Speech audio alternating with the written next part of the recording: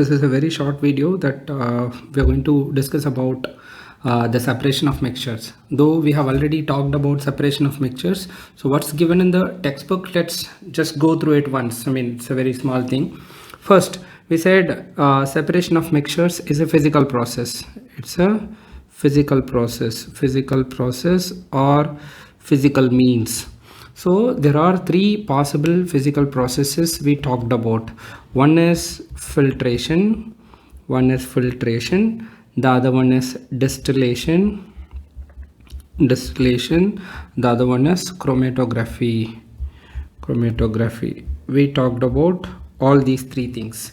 So filtration, we know that in a glass of water, if you mix sand, so water plus sand is there, then you can use a filter paper and keep it on a vessel. If you pour this mixture into this and the sand is separated here, and water, clear water will be collected at the bottom.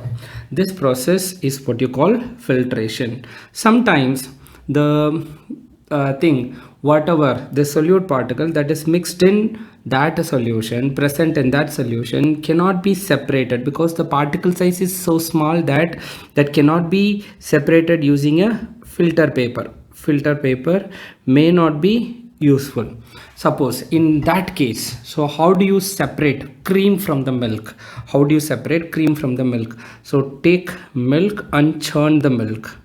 So this is milk. So when you churn the milk, that is when you spin it, we call this process churning the milk. When you churn it, due to the action of the centripetal force, and heavier particles will be collected at the bottom.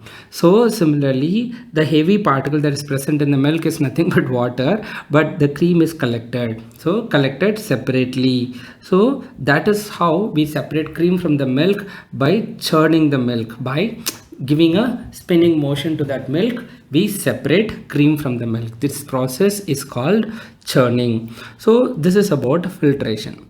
The next is about distillation. There are 2-3 possible things which I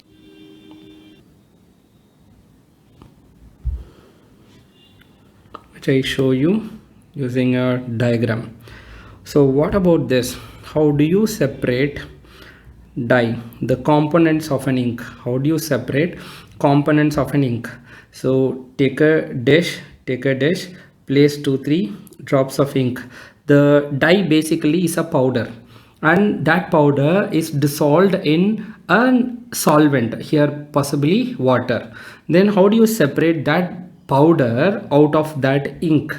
So what you do is take a dish, place 2-3 drops of ink, and don't heat it up, because when you heat it up, so it might cause chemical changes to the ink.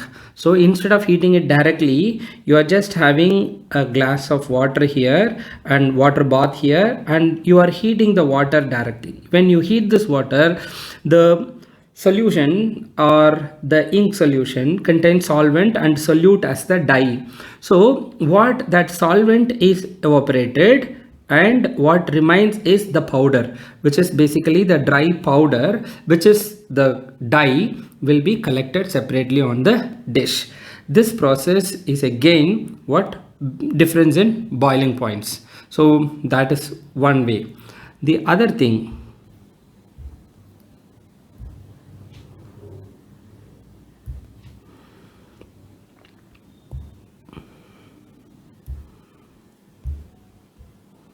so how do you separate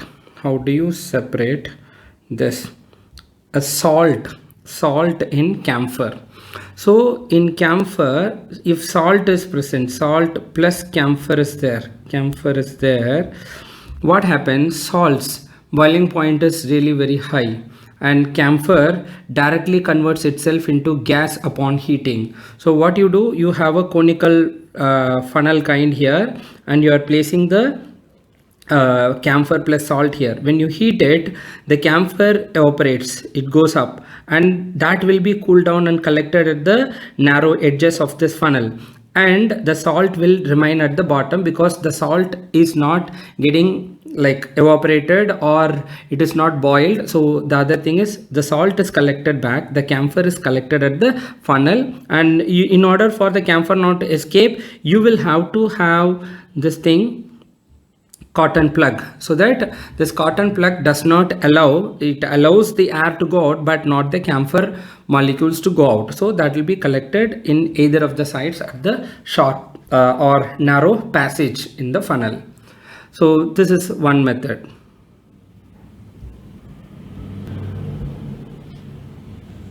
The next is this. How do you collect two immiscible liquids? Suppose if you take a glass of, say, water and oil. So water and oil will not get mixed up. So when you just shake well, there seems to be uniformly mixed thing, but upon standing, water will be collected at the bottom and oil will be collected at the top. So for that we have to have a separation funnel which has a stopcock and the passage out. So when two immiscible liquids are there, when that is placed in a separation funnel and allowed to stand on for a while, then the heavier liquid is collected at the bottom and the lighter liquid will be above it. When you open the stopcock, this water comes out first. So you collect water until this kerosene oil come up to this point. Then once that is done, you close the stopcock and place this container separately, use another container to collect kerosene oil. So two immiscible liquids can be separated using separation funnel. And two things which are just, this is kind of distillation that we are going to talk about the liquid distillation here right now. Suppose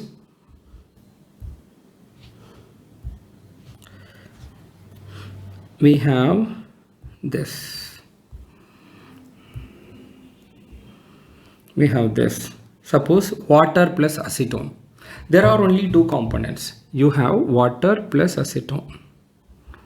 Water's boiling point is 100 degrees Celsius.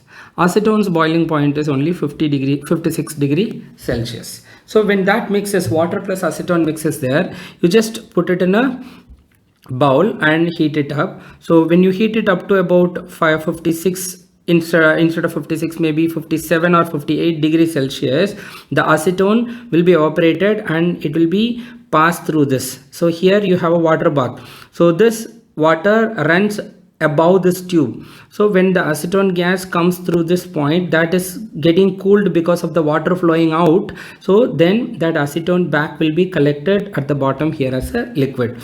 What is remaining here is water, pure water. So acetone water solution can be separated using this kind of distillation flask. So this flask is what we call distillation flask. So to find the temperature, and in order to ensure that we are heating up to the right amount of temperature, so we have a thermometer here, and this is a water outlet. This water outlet is actually running over the tube. It is like if you have a tube, this water don't mix up with the tube, so on it just cools the walls of the tube. So when the acetone gas passes through this, then because of the water above and below the tube, so it gets cooled and converted itself into a liquid, and that gets collected. But here we have only two components, water plus acetone, only two components are there. What if there are more components? If there are more components, you have to use this process, is what we call distillation, but we will be using, in the next case, if there are more components, we'll be using fractional distillation. What is fractional distillation?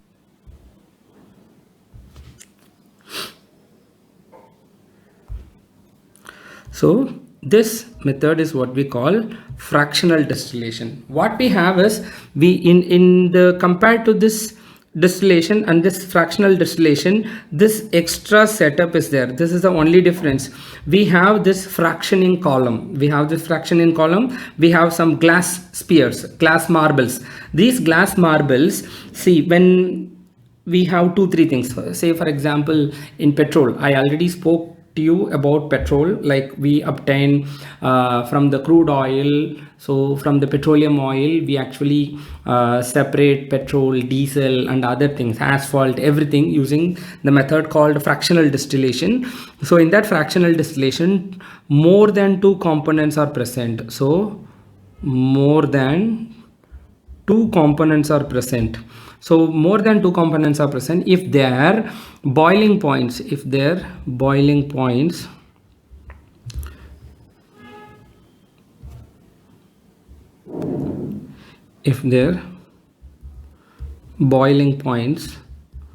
are 25°C apart. 25°C, a difference of 25 Kelvin is equal to 25°C, but 25°C is not equal to 25 Kelvin, but difference of 25°C is equal to difference of 25°K, that we discussed separately in heat and temperature. In fact, I have taught you this in the last year in the classroom. We spoke about this at length.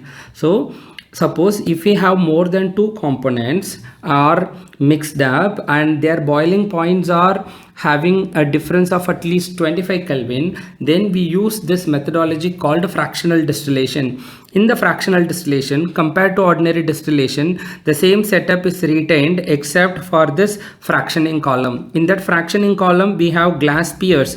These glass spheres acts as a substrate, like when the gas passes through this, these glass spheres acts as a surface for them to condense. So so they just gets cooled immediately. So again we have to keep collecting it. So suppose the first is, let us say, 50°C, one boiling point, the other one is 80°C. So we have to heat this first up to 60°C, so that the component which is having boiling point of 50°C first evaporates and they comes here, and then again they cool down, they has to be collected. Once they have to be, after they have collected, then next you have to raise the temperature up till 85°C. So the next thing will come, and through this that gets cooled down. When it passes through this, that gets even cooler, and then in the next vessel that will be collected. So this kind of separating more than two components from a mixture using their difference in boiling point, which are minimum 25°C or 25 Kelvin apart, then that process is what we call fractional distillation. So the same fractional distillation we use to just separate the gaseous mixture. See, atmospheric air is a mixture of gases. We use the same technique to mix that.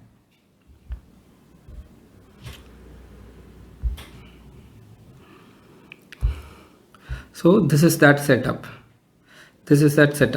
See, oxygen and nitrogen, mostly about 21-22% we have got oxygen, more than 78% we have got nitrogen, then about remaining 1% argon. So if you just look at the boiling point of oxygen and boiling point of nitrogen, they are just very less. For instance, boiling point of let us say this nitrogen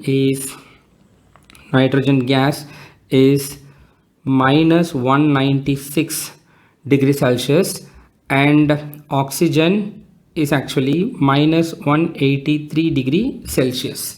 So at a temperature of about 190°C, nitrogen will become a gas, but oxygen is still in liquid state. So what you do is, the air will be first forced into a vessel where it will be given very high pressure. At high pressure, we already know that, so the temperature increases. Then this hot air will come. Suddenly when you just cool this, due to this water, this is a water bath here. So the circulation of water cools the air.